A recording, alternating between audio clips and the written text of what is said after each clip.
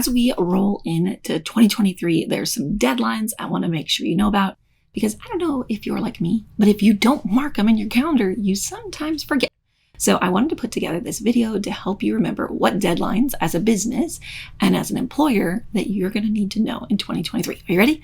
Grab a pen and paper. I will share with you a way you can get the PDF that has all of these and more at the end, so stay tuned. If we've never met before, hello, I'm Candus Kampfer, and I love to help business owners and bookkeepers create confidence and simplicity with QuickBooks. So let's jump in. I put together slides. You guys know, you may or may not know, I love slides, so you can review this at any time, and I'll share with you how you get a PDF. So let's start.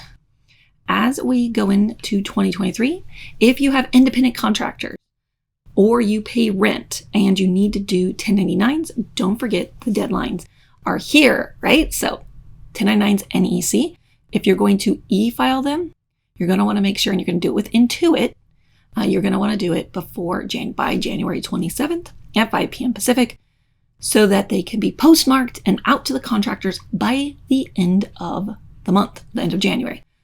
If you're going to mail them and not e-file, you must have them postmarked by the end of the month, right? So the same thing, if you're having Intuit send it, you have to do it by the 27th so they can send it by the 31st. If you're going to buy the forms, stick them into your printer and print them, then you just make sure you also have it postmarked by the end of the month to get it to the contractor, okay? For 1099s miscellaneous, you can e-file your 1099 miscellaneous forms by March 29th, so they can be processed by the end of March. If you're going to mail them, you must, and you're not going to e-file them, you must have them postmarked the 28th of February, okay? So my tip is I just like to get all of my 1099s, whether they're 1099 miscellaneous, 1099 NEC. So the difference is the 1099 NEC is going to be more, it's going to be the independent contractor side. The 1099 miscellaneous is going to be all the other things, okay?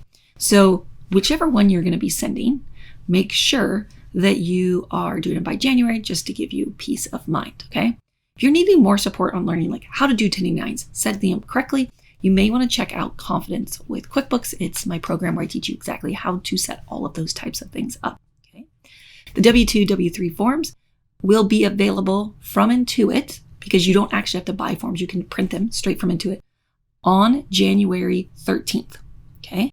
So if you're trying to process your W-2s before that, you're not going to be able to get those from Intuit before that. If you want to e-file them, you just want to make sure that you get the e-filing done by January 27th as well, so that they can go out by the end of the month, the 31st.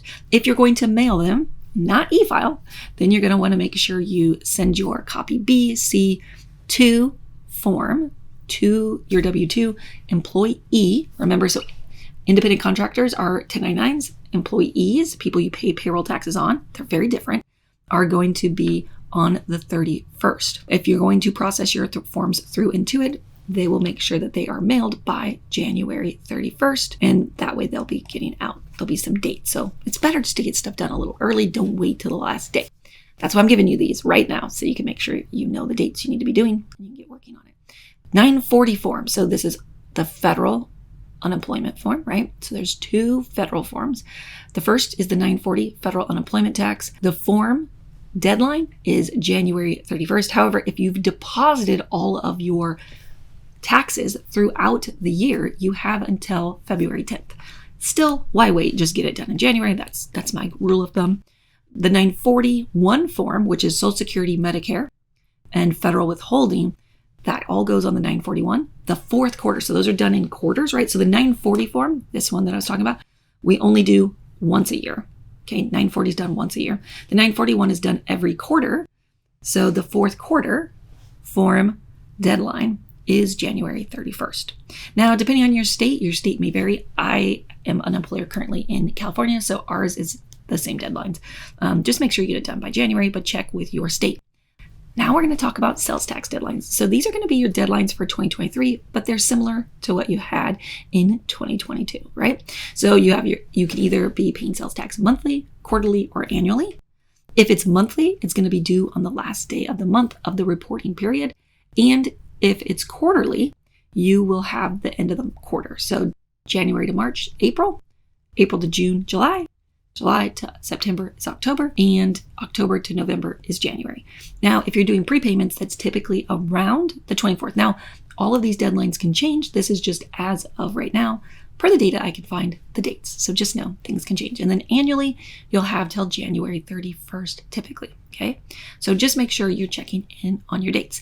Now, estimated taxes. So for 2023, January to March's taxes, you're going to want to pay by April 1st to April 31st, by June 15th, June to August, September 15th, September to December, January.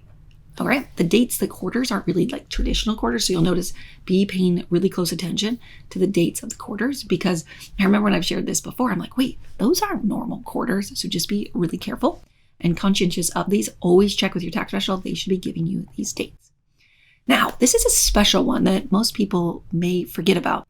So every single state is different. I can only speak to the state of California, but they have what they call the Secretary of State of Information. So it's called Statement of Information with the Secretary of State, where you're talking about your business and you're giving them updated information. In California, it's usually the due date is usually 6-month window that starts after the first month of incorporation. Now, there's a little example here that you can read. You can always check with your state.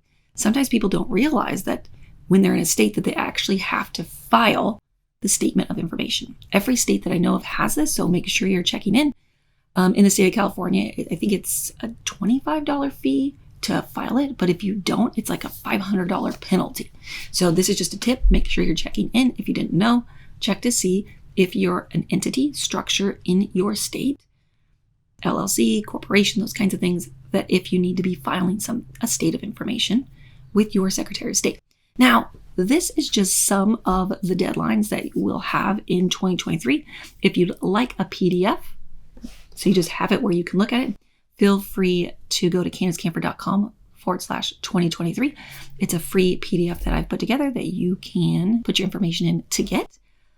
And I was curious, how are your reports? So as we start talking about preparing for the next year, getting ready for taxes, we're talking about are your reports at a level where you understand what's happening, where you can make decisions? If you had a scale of 1 to 10, 1 being not at all, 10 being dialed in perfectly, think about it. Where is your QuickBooks at? And if you find that you're on a lower end of that scale and you'd like some support in learning how to read your reports, how to customize them, I'm actually hosting a free class that you can register by going to CandusCamper.com/workshop. It's a live workshop, and we're going to be talking about the 3 secrets to customizing QuickBooks. We're going to talk about starting with the end in mind, which is what most people don't do. You might like my YouTube videos because I give you the why behind what you're doing when I'm teaching you QuickBooks, and that's a lot of what I find most Intuit users, QuickBooks users, are missing. Because typically we just go in and we're like, I need to enter an expense, and you just go enter it. And then you say, I need to enter my income, and you just enter it. But you're not thinking about what you want to see on your reports. So that's when you pull your reports, you're like, I don't even know what this is saying. And the whole reason we do QuickBooks, right, is to make tax time easier and to be able to understand what's happening in our business. And if you're not getting that, tax time doesn't feel easy, and you don't know what's happening in your business, then it's time to get QuickBooks figured out. So join me on my workshop. You can go up above or down below to click on the link, and I look forward to seeing you there. Or you can go to CandusCamper.com/workshop. And if you're looking for, I mentioned this earlier, some support with learning the A to Z's of how QuickBooks works, how to set it up, how to enter your income, your expenses, read your reports, you can also consider Confidence with QuickBooks. It's my training program that I love to help, and it comes with bonus support calls. So I look forward to seeing you inside there. Go to Confidence QuickBooks to find out more. And if you'd like to get these tips and tricks in your inbox every single week, you can go up above or down below, and I'll email them to you. They're typically more related to QuickBooks, but sometimes we do things like this, little bonuses on things that you need to know about what's going on. I'll be doing one soon about what you need to know about some of the changes coming on the 1099. So stay tuned for that. Have an amazing day. Thank you so much for being part of my community, and I look forward to seeing you on my workshop that I'm doing. Have a great day. Bye.